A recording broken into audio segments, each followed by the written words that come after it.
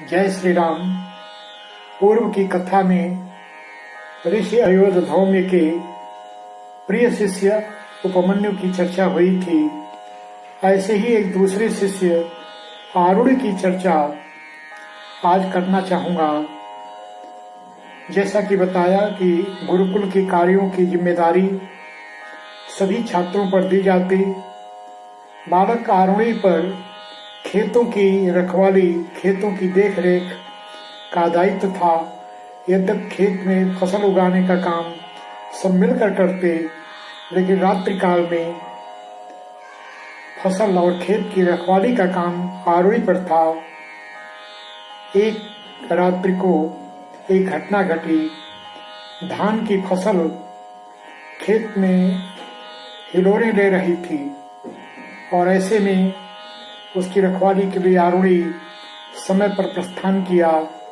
खेतों के पास एक पहाड़ी नाला बहता। आरुणि ने देखा कि नाले के बंधे से रिस रिस कर पानी खेतों की ओर आ रहा है और यदि यह बंधा टूट गया तो खेतों को बड़ा नुकसान होगा, बाढ़ आएगी, पानी से यह खेत डूब जाएगा।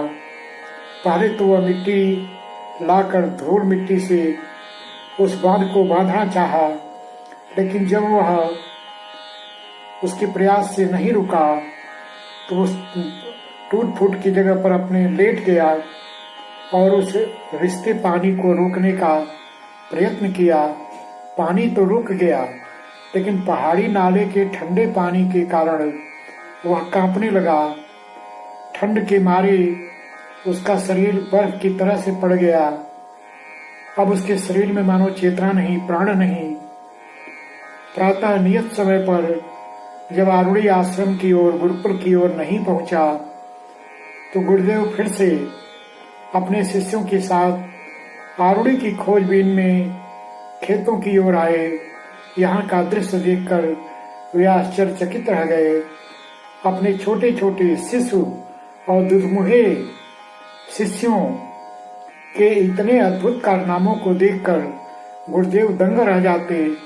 आरुणि को उन्होंने वरदान दिया कि तुम आश्रम के श्रेष्ठ शिष्यों में से एक हुए, तुमने अपने दायित्व का पालन किया है। मैं तुझे आशीर्वाद देता हूँ कि अपने निजी जीवन में तुम इस कर्तव्यपरायणता के कारण सफल हो। बालक आरुणि गुरुकुल में पढ़ने के बाद गार्हस्थ जीवन में एक सफल गृहस्थ हुआ। तो ये आरुणि और उपमन्यु की कथा ऋषि अयोध्या धौम्य के महान गुरुकुल की चर्चा कराते हैं, उदाहरण देते हैं।